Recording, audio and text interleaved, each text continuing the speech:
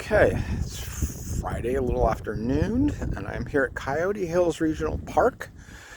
It is, I think, where Alameda Creek dumps into San Francisco Bay, and I came here back when I lived here in the early 80s. It hasn't really changed that much, but it's very peaceful, very beautiful.